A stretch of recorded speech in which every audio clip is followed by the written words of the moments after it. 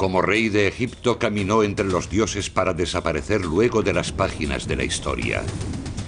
El descubrimiento de su secreto lugar de reposo, 3000 años después, reveló tesoros indescriptibles. Casi todo tenía un poco de color. Era una serie de objetos magníficos y opulentos. Además de intrigas políticas, rumores de asesinato y una maldición. El hombre que la financió y uno de los primeros en entrar en la cripta murió al cabo de 6 meses. Conocen su cara. Aquí les presentamos el hombre de detrás de la máscara. Vamos a explorar el misterio del oro del rey Tutankamón.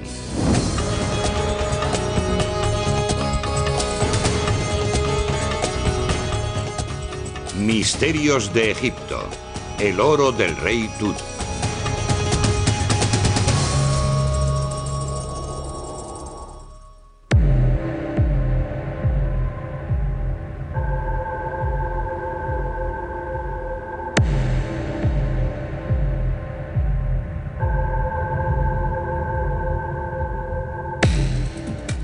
Mucho antes de que el mundo moderno festejara el nombre del rey Tutankamón, las maravillas del antiguo Egipto cautivaban su imaginación.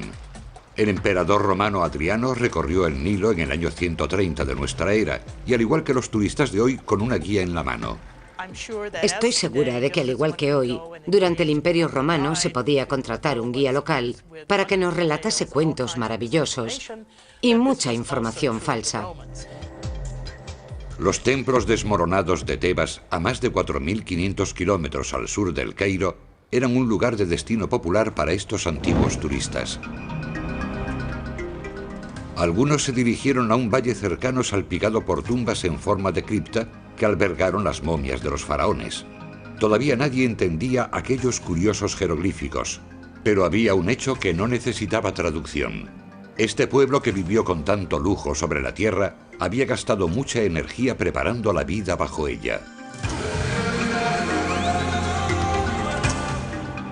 Sin embargo, la tumba más famosa de los tiempos modernos no estaba por entonces en la lista de visitas obligadas. Tutankamón, el niño prodigio que cautivó al siglo XX, era un desconocido para aquellos primeros turistas. A nosotros, que hemos nacido después del descubrimiento de la tumba de Tutankamón, que se ha convertido en parte de nuestro legado cultural, nos cuesta creer que hubo un periodo en el que Tutankamón fuera desconocido. Los historiadores saben que gobernó durante un periodo corto, que empezó llamándose Tutankatón y que luego lo cambió por Tutankamón, pero saben relativamente poco sobre él.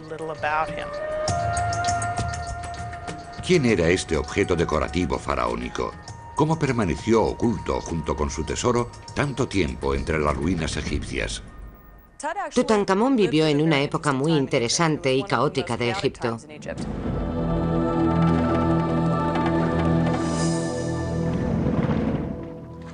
Según las estimaciones, el Valle del Nilo era el lugar de moda para vivir en el siglo XIV a.C. Sus 3,5 millones de habitantes vivían en un paraíso quemado por el sol en el que nunca llovía, y a pesar de ello, presumía de las mejores tierras de labranza del mundo civilizado. Era gente a la que le gustaba comer y beber, disfrutar de todos los placeres. Parecían ser personas muy alegres que le prestaban mucha atención a las cosas buenas de la vida. Las mujeres podían tener propiedades, lo que era muy progresista para la época. El divorcio era legal pero infrecuente. Para los antiguos egipcios, tanto en esta tierra como en el más allá, la familia era siempre lo primero. Alimentaban a los hijos con una dieta de cerveza de cebada y pan molido con piedras, además de con la firme creencia de que sus espíritus resucitarían después de la muerte. El trayecto hasta el oro del rey Tutankamón comienza con esta búsqueda de la inmortalidad. Los antiguos egipcios creían que el individuo se componía de elementos corpóreos y elementos incorpóreos. Obviamente ahí está el cuerpo o el cadáver. Pero también hay elementos como el Ba propio, que es el espíritu de uno, y el Ka propio, que es la fuerza vital. Son todos elementos que debían ser conservados si el individuo quería dar el paso al estado transfigurado posterior a la muerte. El requisito básico para una vida eterna exitosa era tener una momia bien conservada en la que el espíritu del fallecido pudiese descansar de noche. Mantener el cuerpo conservado era importante para garantizarle la vida eterna al espíritu del muerto. Si se destruía, la persona experimentaba una segunda muerte. Y era imposible recuperarse de esa aniquilación. Los egipcios adinerados construían tumbas complejas para proteger sus momias y las llenaban literalmente con todos los objetos de la vida cotidiana. La idea era que en el más allá vivían el mismo tipo de vida, solo que mejor y para siempre. Debías tener comida, tener ropa, tener armas y herramientas. Necesitabas todas las cosas que te rodeaban para tener una vida eterna, agradable. Es imposible pasar por alto las tumbas más famosas. Las grandes pirámides de los reyes del Imperio Nuevo, situadas en las afueras del Cairo moderno. Las pirámides fueron construidas para ser tumbas enormes para una sola persona, que es algo increíble si se piensa en el trabajo que requerían. Imagínense a 20.000 personas trabajando en las tumbas al mismo tiempo. Eran un proyecto civil de gran envergadura. A pesar de parecer estructuras impenetrables, al final no consiguieron cumplir el objetivo para el que fueron construidas. Lo que no sabemos de las pirámides es exactamente lo que implicaba una cripta real durante este periodo, ya que prácticamente todas fueron saqueadas. En el siglo XV a.C. hubo un faraón innovador que adoptó un estilo menos descarado. Tutmosis I cavó su tumba bajo una pirámide natural, en el desfiladero de un barranco próximo a Tebas. Al final le hicieron compañía más de 40 reyes y reinas, incluido Tutankamón. Se eligió el Valle de los Reyes porque disponía de un acceso controlado. Solo había una entrada. Se podían explotar fácilmente las canteras de las laderas. Se podía proteger desde los riscos que lo rodeaban, con guardias que controlaban el acceso al valle. Los visitantes que recorren hoy el Valle de los Reyes pueden observar las criptas donde descansaban los grandes faraones de Egipto y revivir los viajes finales de otros miembros de la realeza egipcia. Pero las tumbas están en su mayor parte vacías.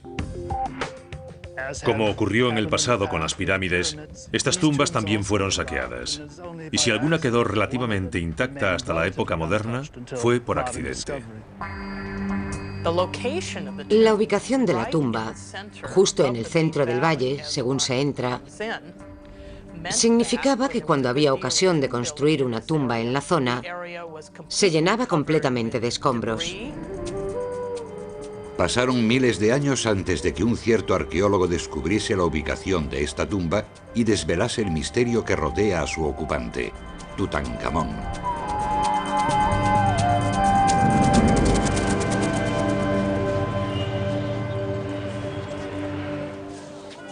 Las reliquias de Tutankamón ocupan el primer lugar en la lista de ventas de los muchos objetos coloristas que atestan el mercado histórico del Cairo. Hace 3000 años, los tesoros de Tutankamón estaban a salvo, sepultados con él en el Valle de los Reyes. Los guardias de la necrópolis protegían la única entrada al cementerio real. Pero había una comunidad privilegiada que tenía acceso limitado. Al sureste del Valle de los Reyes se sitúan las ruinas del pueblo de Deir el-Medina. Los obreros que cavaban y decoraban las tumbas subterráneas de sus faraones pasaban casi toda su vida aquí. La comunidad era una combinación de ciudad, de empresa y pueblo fortificado. La gente que vivía aquí estaba prácticamente aislada del resto del mundo.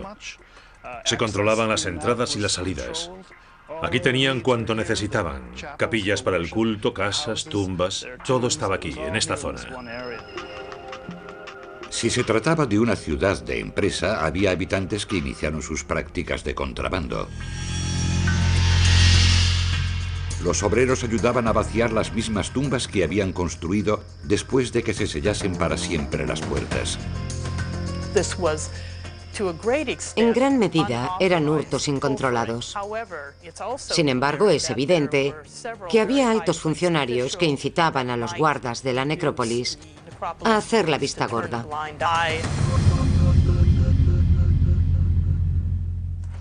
A principios del siglo XX llegó a Egipto una nueva estirpe de ladrones de tumbas. Expatriados extranjeros que huían de la humedad y del aburrimiento, que se alojaban en grandes hoteles como el Palacio de Invierno en Luxor y se dedicaban a la arqueología para pasar el rato. En aquella época el Valle de los Reyes albergaba poco botín para los buscadores de tesoros reales. Ofrecía una mezcolanza de objetos funerarios que los saqueadores de tumbas del pasado consideraron demasiado pesados o insignificantes. El descubrimiento más notable se produjo a finales del siglo XIX, cuando se hallaron 56 momias que habían estado en las tumbas del valle enterradas juntas en 2 cámaras separadas. Por vez primera en 3000 años se podían contemplar las caras de los reyes y reinas de Egipto, una imagen no recomendada para los que tienen poco estómago. Habían estado juntas en el siglo X a.C., porque ya en la antigüedad fueron saqueadas estas tumbas y luego fueron ocultadas. Por desgracia no estaban en su sitio las envolturas primitivas. Estas momias fueron embalsamadas de nuevo en la 21ª dinastía. Todavía no le había tocado a nadie el premio gordo, una tumba intacta con todos los objetos funerarios y los tesoros que querría con él un faraón respetable. Sin embargo, había indicios de que el escurridizo rey Tutankamón seguía residiendo en el valle. Hallaron un cofre con objetos. Muchos eran restos de comida, las obras de la fiesta funeraria del rey. Los egipcios celebraban una especie de velatorio como los tradicionales de hoy en día, en que la gente hacía fiesta. Era como una despedida al rey. Enterraban los platos utilizados en la fiesta funeraria en la parte exterior de la entrada de la tumba, porque era el último objeto que había poseído el fallecido y debía formar parte de la tumba. Theodore Davis, un abogado metido a arqueólogo, halló estos objetos en 1907. Lamentablemente no era un buen arqueólogo. Se hallaron hermosas guirnaldas que fueron utilizadas por los asistentes y Davis, para presumir, tiraba fuerte de ellas para demostrar lo sólidas que eran y acababan por romper. Imagínense el resultado de haber sido él quien hallara esta tumba. Por suerte, un avejentado Davis abandonó su concesión en el valle y dejó paso a arqueólogos más concienciados. Howard Carter, un adusto inglés contratado por el conde de Carnarvon, inició la búsqueda de la tumba de Tutankamón. Creía que se hallaba allí. Los demás decían, no, el valle está arrasado. Aunque halles la tumba, estará saqueada, no habrá nada en ella. Carter, impertérrito, inició la limpieza sistemática del valle hasta el lecho rocoso, para acercarse al mundo único de este misterioso y nuevo rey. El Imperio Nuevo fue el período de mayor prosperidad de Egipto y sin duda el período de mayor esplendor del Egipto imperial. Los faraones anteriores al rey Tutankamón habían conquistado territorios en Palestina y en Siria, hacia el norte, y hacia el sur, en Nubia, al otro lado de la gran curva del Nilo. Los egipcios, agradecidos por esta buena suerte, honraron a los dioses con la construcción de grandes templos. La religión egipcia se basaba en gran medida en el mundo natural en que vivían los egipcios.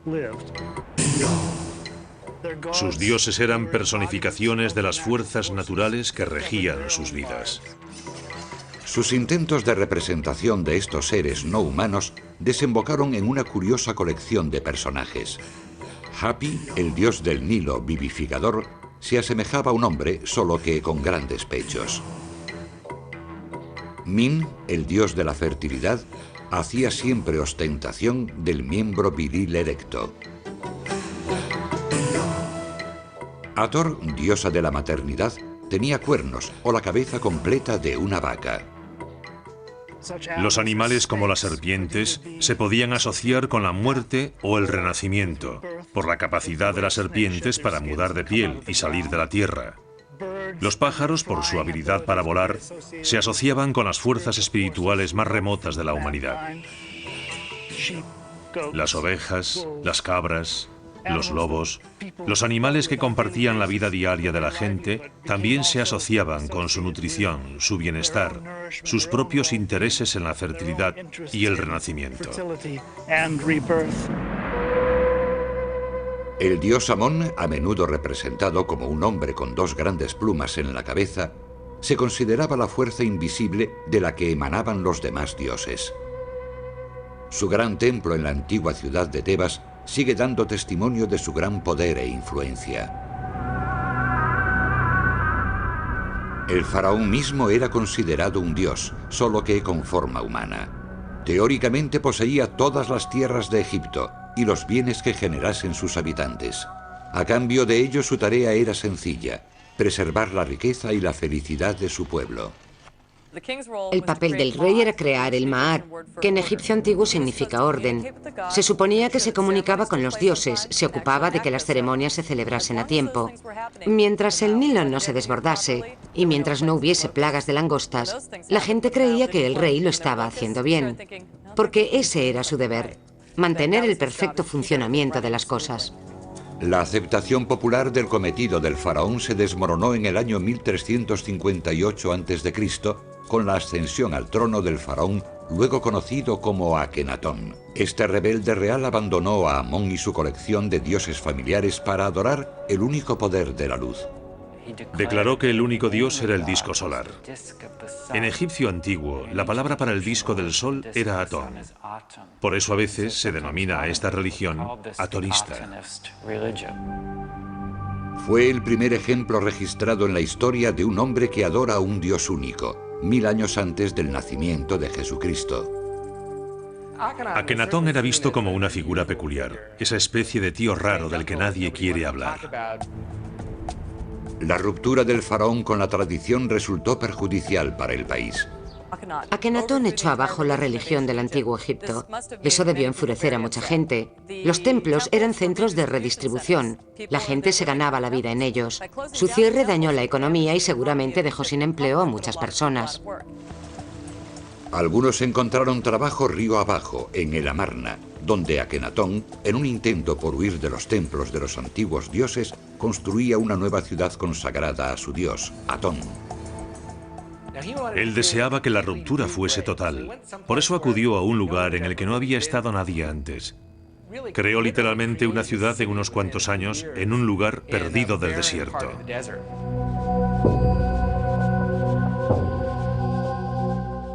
Este faraón heterodoxo cambió más tarde el status quo cuando rompió con 2000 años de tradición artística. No decoró sus templos y criptas con dioses muertos y momias. En su lugar, trataba los placeres mundanos e instauró una nueva imagen para la realeza egipcia. El arte de Amarna es diferente de todo lo anterior porque representa al rey de un modo completamente distinto. Ya no es un guerrero y un atleta. Su representación es casi una figura medio hombre y medio mujer. A veces aparece incluso como si estuviese encinta.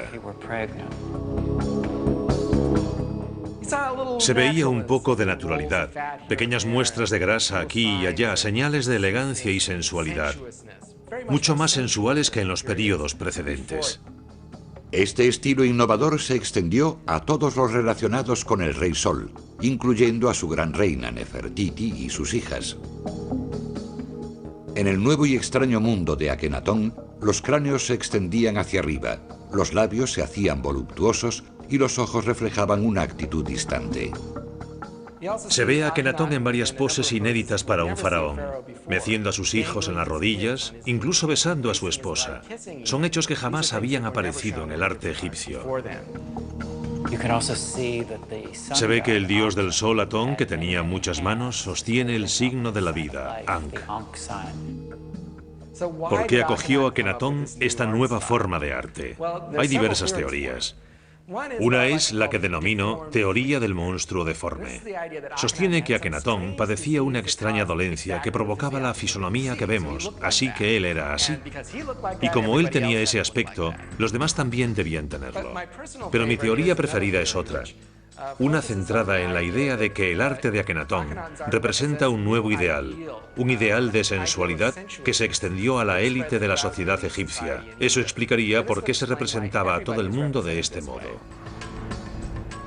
Los expertos creen que el futuro rey Tutankamón creció en esta sociedad librepensadora que adoraba al sol. Akenatón pudo ser su hermanastro, o lo que es más probable, su padre. Es posible que Tutankamón naciese en Amarna. Su nombre primitivo era Tutankatón, que significa literalmente la viva imagen de Atón. Es difícil saber qué contacto directo tuvo el rey Tutankamón con Akenatón, pero sabemos que en el antiguo Egipto el príncipe suele ser ignorado hasta que se convierte en rey. La razón es de peso. ¿Quién es la persona con más posibilidades de destronar al rey existente? Naturalmente un príncipe, porque él es el que tiene derecho legítimo a reclamar el trono. Akenatón reinó durante 17 tumultuosos años previos a la ascensión al trono de otro faraón poco conocido. 4 años después se coronaba rey a Tutankatón. Los arqueólogos creen que el rey Tutankamón era solo un niño de 9 o 10 años. Cuando un individuo se hacía rey tenía 2 obligaciones inmediatas. Una era supervisar el enterramiento de su predecesor. La segunda, lógicamente, comenzar la construcción de su tumba con vistas al futuro. El joven faraón podía no vivir lo suficiente para ver realizada la obra.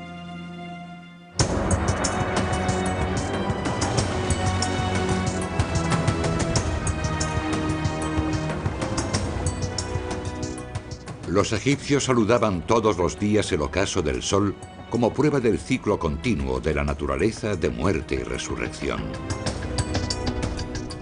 En 1922, el ocaso señalaba simplemente el final de otro largo día para el arqueólogo británico Howard Carter. Había movido durante 5 años todas las piedras del Valle de los Reyes sin hallar la tumba de Tutankamón. Lord Carnarvon se había gastado una fortuna en excavaciones que desenterraron poco más que piedras. Carter hubo de suplicarle para convencerlo de que siguiese otro año con la financiación. Carnarvon acabó por aceptar. Carter acudió al último lugar del valle en el que era posible que pudiese estar la tumba. Y lo demás es historia. Un día de noviembre de 1922, los trabajadores de Carter fueron corriendo a comunicarle que habían descubierto unas escaleras cerca de la tumba de Ramsés VI. Conducían a una puerta con el dibujo de un chacal y 9 cautivos, el sello real de la necrópolis. Las investigaciones posteriores revelaron el sello de Tutankamón. Nadie la había encontrado antes porque habían construido un gorro de obrero sobre la entrada de la tumba. ¿Por qué se puso aquel gorro allí en la antigüedad? No se sabe. Pero como estaba allí, los arqueólogos encontraron el gorro y dijeron, no puede ser aquí. Nadie pone un gorro sobre una tumba real.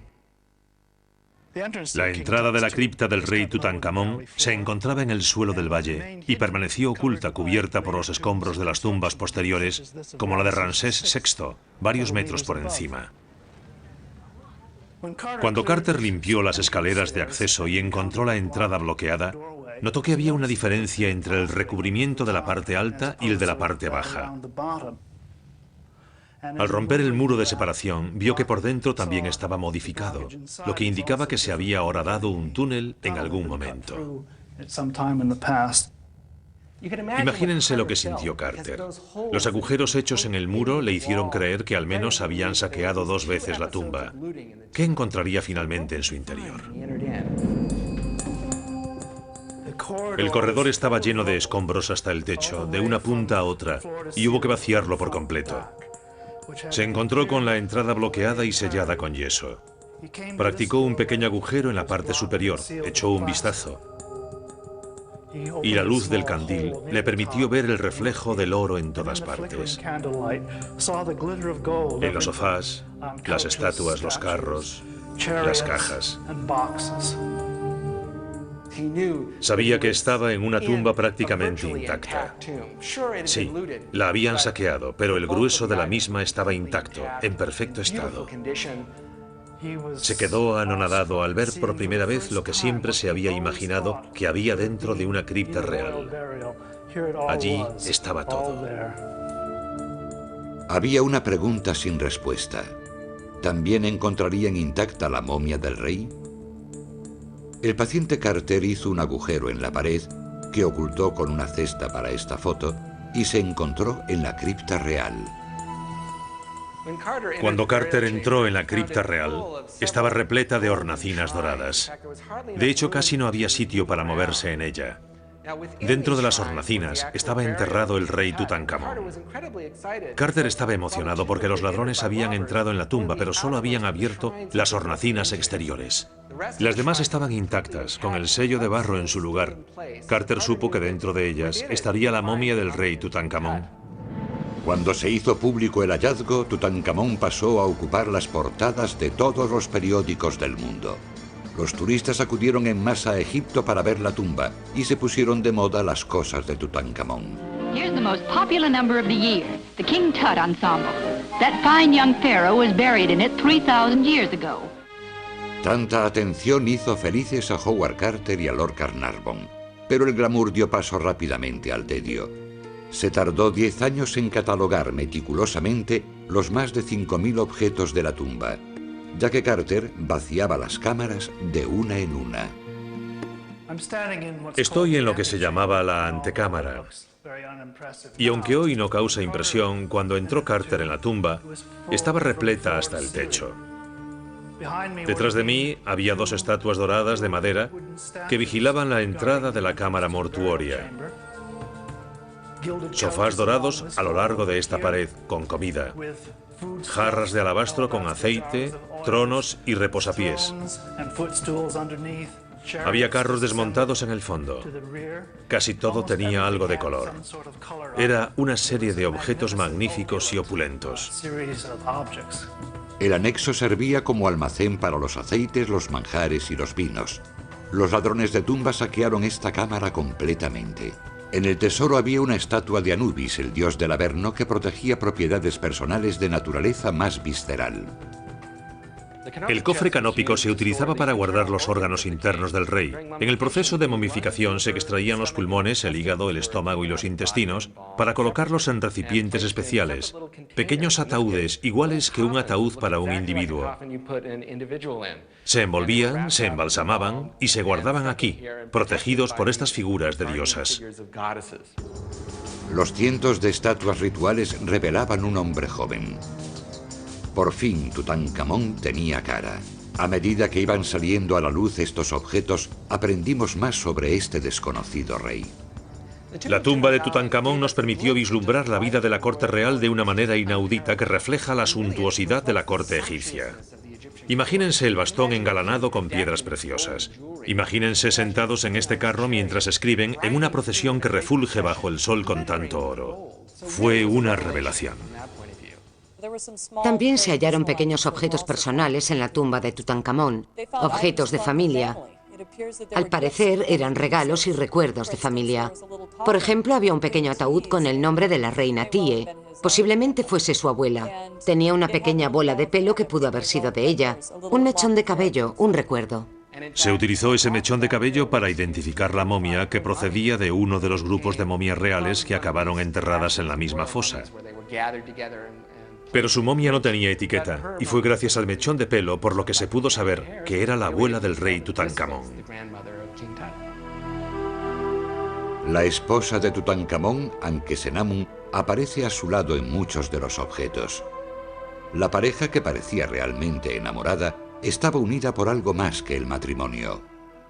Tutankamón se casó con su hermanastra para que le ayudase a legitimar su derecho al trono gracias al contacto con la gran esposa real, Nefertiti. La pareja real compartió posiblemente una tragedia personal. Carter halló en 2 ataúdes antropomórficos diminutos los restos momificados de 2 bebés prematuros. Los arqueólogos todavía discuten sobre la relación con el joven faraón, que no era más que un adolescente cuando fueron concebidos. Los fetos hallados en la tumba de Tutankamón tenían 5 y 7 meses. Alguien dijo que debían formar parte de una ceremonia de regeneración, de renacimiento. Se colocan allí los fetos como un modo de sacar a Tutankamón de entre los muertos. Lo más probable es que fuesen hijos no natos de Tutankamón. Fueron abortos de su esposa Ankesenamun. Egipto, al igual que la tumba, estaba sumido en el caos cuando Tutankamón ascendió al trono. Algunos expertos afirman que las reformas religiosas de su posible padre, Akenatón, habían debilitado el imperio. Hay teorías que defienden que Akenatón permitió el desmoronamiento del imperio. Seguramente tuviese menor relación con Akenatón que con la aparición de los hititas como gran potencia en Oriente Próximo y con los conflictos que allí hemos visto. Sin embargo, los egipcios vieron el período de Amarna como un experimento radical que fracasó y que querían olvidar. Tutankamón, con la esperanza de restaurar el orden, abandonó la religión de Akenatón y la nueva ciudad erigida para su culto y regresó a Tebas para reabrir los viejos templos. Su nombre primitivo era Tutankatón, que significaba literalmente la viva imagen de Atón. Pero cuando se trasladó a Tebas para reinstaurar el antiguo orden, se cambió el nombre por el de Tutankamón, la viva imagen de Amón, que había vuelto a ser el dios supremo de la nación. Cuando accedió al trono era muy joven. Es casi seguro que no era él quien manejaba las riendas como rey de Egipto. A los 8 años de reinado, antes de que pudiese dejar su impronta en el mundo, el joven rey falleció. Durante 70 días, los sacerdotes embalsamaron su cuerpo y prepararon unas honras fúnebres muy elaboradas. Finalmente transportaron la momia a su nuevo hogar en el Valle de los Reyes. La tumba de Tutankamón no es normal, es muy pequeña para ser una tumba real. Casi todos los reyes tenían estructuras más grandes. Esto estaba atestado, los objetos fúnebres no se pudieron colocar del modo que debía hacerse. Seguramente fuese porque la tumba en que fue enterrado no estaba preparada para él. Fue lo que había disponible cuando murió de repente, antes de que se finalizase su propia tumba. No tuvo más remedio que acomodar el equipamiento fúnebre necesario para el enterramiento.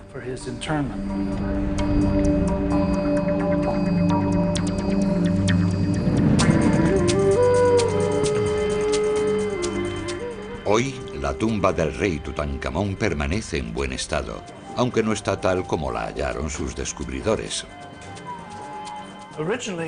Originariamente había una pared que separaba la antecámara de la cripta. Fue construida por los egipcios y tenía una entrada en el medio que estaba cubierta de yeso. Cuando Carter tuvo que sacar el sepulcro dorado que rodeaba el sarcófago, derribó la pared y la entrada para que cupiesen estos objetos enormes. Howard Carter sacó por fin el sepulcro dorado de la cámara mortuoria y pudo perseguir su próximo reto. Empleó un sistema de poleas para levantar la enorme lápida de granito que tapaba el sarcófago de Tutankamón. Dentro, envuelto en un sudario de hilo, halló el primero de los 3 majestuosos ataúdes. El que está por fuera es el más sencillo, recubierto de oro y adornado con dibujos hermosos y jeroglíficos. El ataúd de en medio es más elaborado. Tiene incrustaciones de cristal y piedras preciosas. La parte interior es la del ataúd de oro macizo. El ataúd de oro de 24 quilates medía 1,80 de largo y pesaba 120 kilos, una muestra audaz de la riqueza del faraón. Es difícil cuantificar el valor actual del tesoro de la tumba. Son objetos de valor incalculable que sería imposible recrear hoy. Sin embargo, si cogemos el ataúd de oro macizo que pesa más de 100 kilos, podemos calcular lo que valdría hoy en dólares, que es $1.200.000. Pero los antiguos egipcios no tenían dólares. ¿Cuánto valía para los antiguos egipcios? Si se fundía esa cantidad de oro, sin tener en cuenta el trabajo del artesano, se compraba un rebaño de 150 reses. No me refiero a reses famélicas, sino a reses de primera. O 50.000 cabras, que son muchas cabras. De vuelta en la cámara mortuoria, Howard Carter abrió el ataúd de oro macizo para encontrarse por fin cara a cara con la momia de Tutankamón. Abrió el último ataúd y vio ante sí la máscara mortuoria del rey Tutankamón, de oro macizo hermosamente trabajada, todavía brillante con la última mano de barniz de los embalsamadores. Tenía lapislázuli como cejas y alrededor de los ojos. El lapislázuli era la piedra más preciada que tenían los antiguos egipcios. No tenían diamantes, esmeraldas o esas cosas. El lapislázuli era lo mejor que podía haber.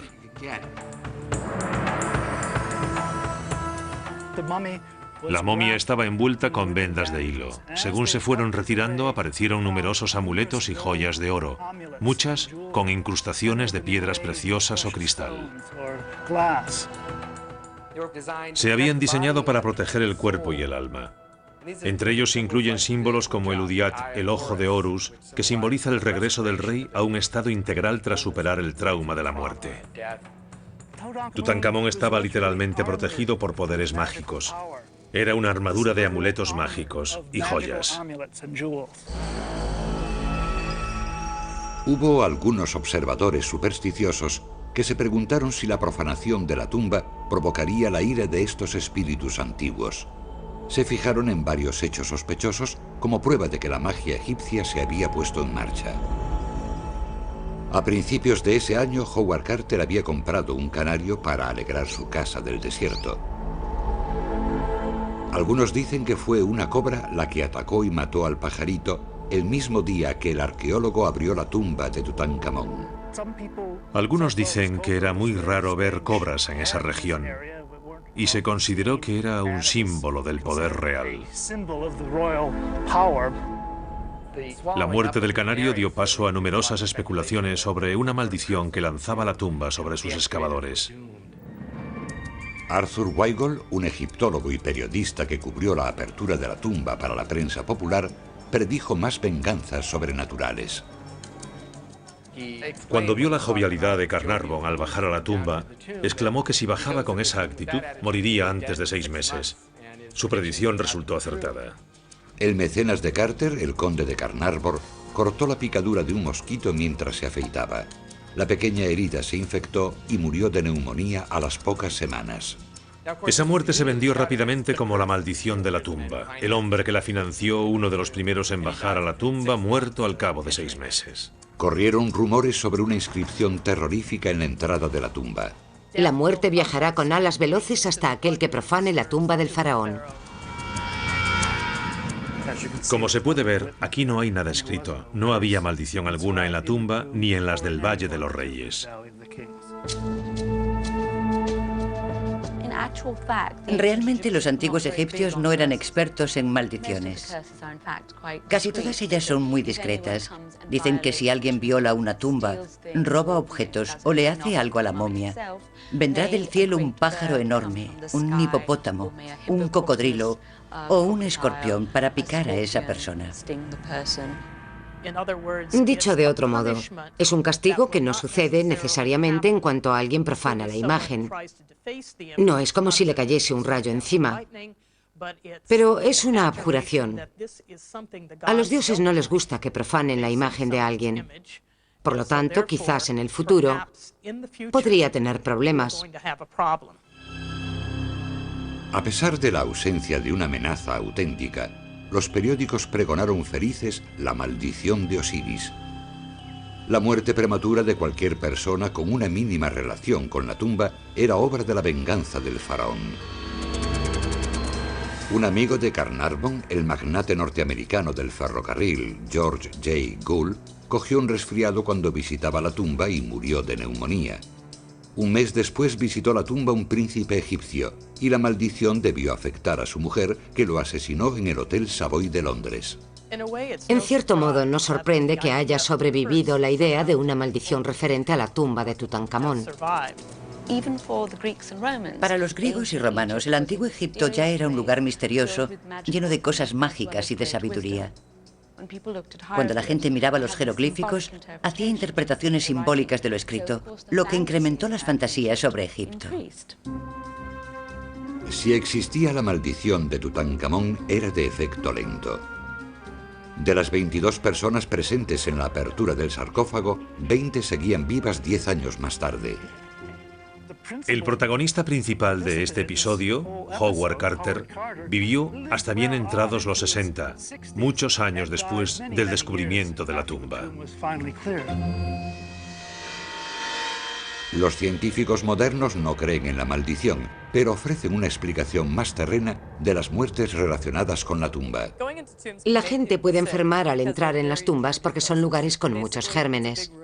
Básicamente es una habitación grande con un cadáver dentro, y los cadáveres tienden a producir cosas desagradables, sobre todo si es un lugar húmedo o una tumba húmeda. Una de las cosas que aparece con frecuencia es una espora u hongo que se llama Aspergillus. Hay muchos casos de arqueólogos enfermos por la inhalación de estas esporas, que causan una variedad muy peligrosa de neumonía. En cierto modo, se puede considerar que es esta la maldición de la tumba, aunque el motivo es el descuido. Hasta que el aire entre en la tumba hay que llevar puesta una mascarilla, porque las momias están llenas de gérmenes.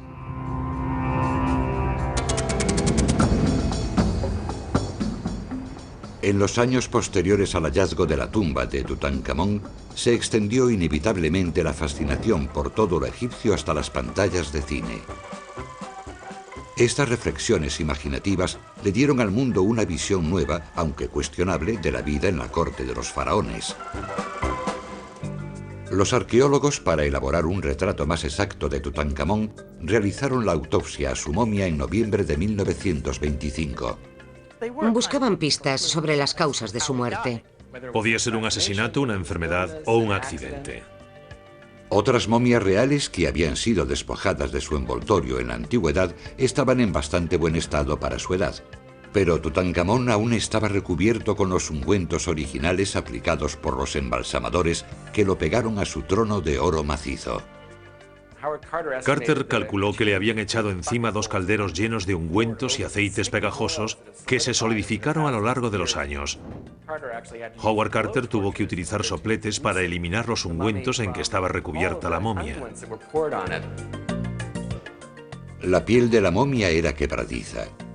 Tenía cápsulas de oro macizo que tapaban cada uno de los dedos de las manos y los pies. La estructura ósea de la momia llevó a los expertos a calcular que el rey tenía 18 años cuando murió. 20 años después, con la radiografía de su cráneo, aumentaron las teorías conspirativas. Las radiografías dejaron ver un pequeño trozo de hueso dentro de la cabeza, lo que provocó especulaciones sobre el asesinato de Tutankamón. Había quien veía indicios de un golpe en la parte posterior del cráneo cerca del cuello. Otros veían una cicatriz en la mejilla. Todo sugiere que el rey pudo haber sufrido un ataque físico o que pudo haber sido un accidente. Pronto saltaron los 2 sospechosos principales. El general Horemheb, el popular comandante en jefe del ejército, podía haber codiciado la corona del faraón. Horemheb, que procedía de una familia humilde, fue ascendiendo hasta llegar a general en jefe del reino de Tutankamón. También se sospechaba del principal asesor de Tutankamón, Ay, un pariente que subió al trono inmediatamente tras la muerte del joven rey. Ay era con mucho el mayor de los 2 y pertenecía a la burocracia civil. Realmente no sabemos hasta qué punto estos 2 individuos eran rivales y se dedicaban a manipular y a conspirar. Realmente no lo sabemos. El pobre Tutankamón tenía 9 años cuando subió al trono. Aquello debió ser una montaña rusa, con las distintas facciones tirando de él, ya que era la figura divina que legitimaba el poder de aquellos que lo manipulaban para lograr sus propios fines. La situación podía ser esta. Tutankamón, con 18 años, se convertía en un hombre. Quizá quisiese hacerse con el poder, y esas personas lo eliminaron.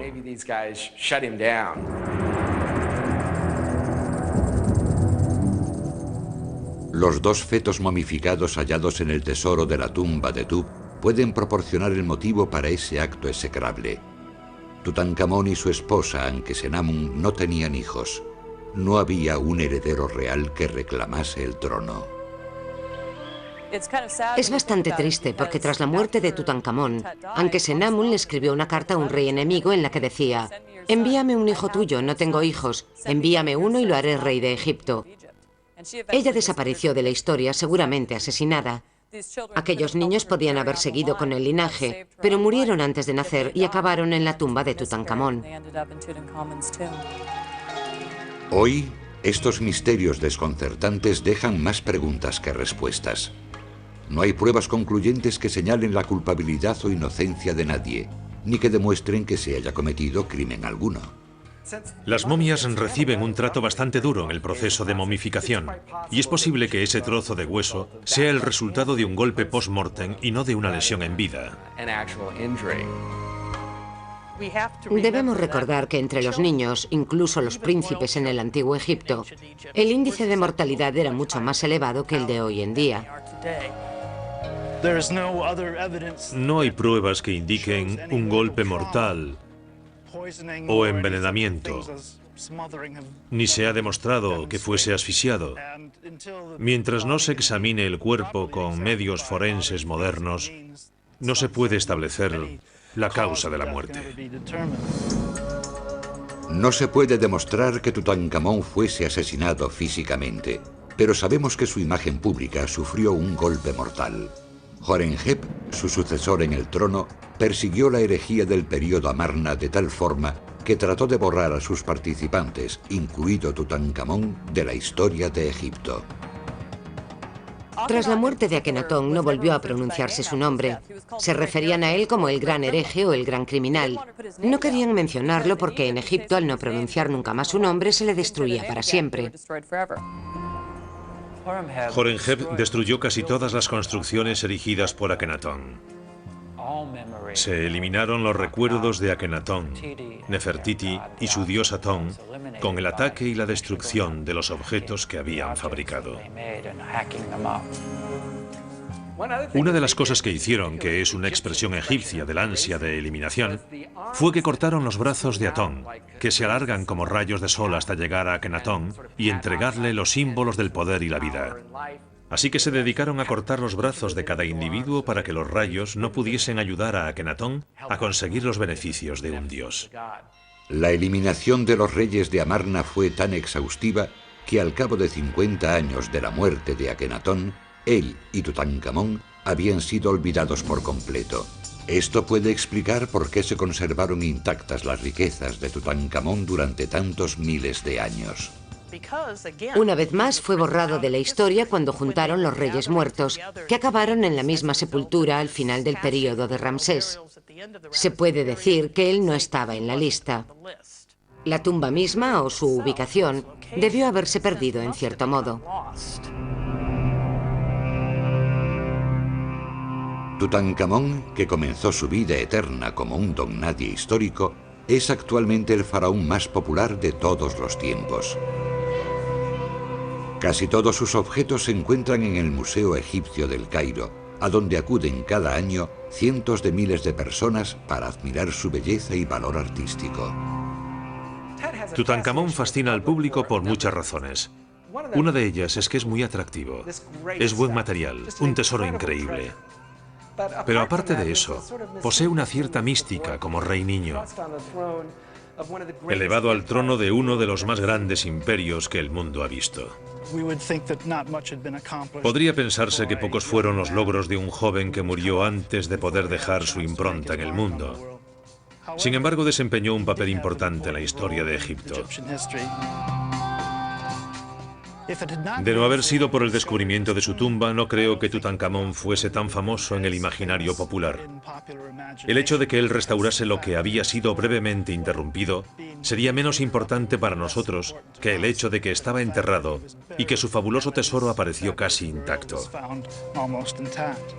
El relato de la historia de Tutankamón finaliza con una sutil ironía. Mientras las demás momias reales permanecen encerradas en una sala especial del museo, las autoridades egipcias devolvieron la tumba de Tutankamón a su lugar primitivo. De todos los reyes que fueron enterrados en el valle, Tutankamón es el único que permanece en su tumba. Yace aquí, en un ataúd de oro, descansando en un sarcófago. Puede que esto represente el triunfo final de Tutankamón sobre los faraones que lo sumieron en la oscuridad.